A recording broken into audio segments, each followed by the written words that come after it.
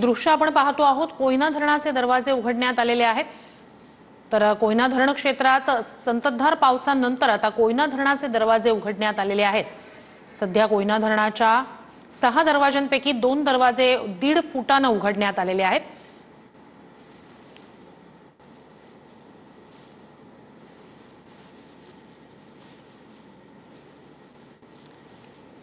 तर कोयना धरणाचे दरवाजे उघडण्यात आलेले सध्या 1.5 फुटाने हे दरवाजे उघडण्यात आले। 5000 क्युसेकने विसर्ग सध्या नदीपात्रात होतोय। तर इकडे कोल्हापूर जिल्ह्यात एकीकडे पावसाचा जोर वाढलाय। कोकणात पुन्हा एकदा पावसाची जोरदार बॅटिंग पाहायला मिळते। तर सातारा परिसरात सुद्धा गेल्या काही दिवसांपासून पावसाची जी संततधार सुरू आहे त्यामुळे कोयना धरणातील पाणी पातळीत वाढ झाल्यानंतर आज आता विसर्ग सुरू करण्यात आलाय।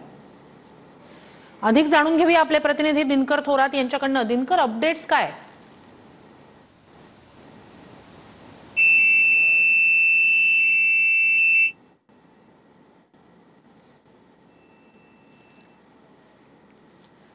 तर साताऱ्यात कोयना धरणाचे दरवाजे 1.5 फुटाने उघडण्यात आलेले आहेत। नदीपात्रात सध्या विसर्ग होतोय। गेल्या काही दिवसांपासून या संपूर्ण परिसरात धरण क्षेत्रात पावसाची संततधार बॅटिंग पाहायला मिळते आणि त्यामुळेच कोयना धरणातून आता विसर्ग करण्यात आलेला आहे। पाणी पातळी ही राखण्यासाठी धरणातील पाणी पातळीचा जो एक त्या ठिकाणी निर्धारित मर्यादा असते ती राखण्यासाठी म्हणून आता धरणातून विसर्ग करण्यात आलेला आहे।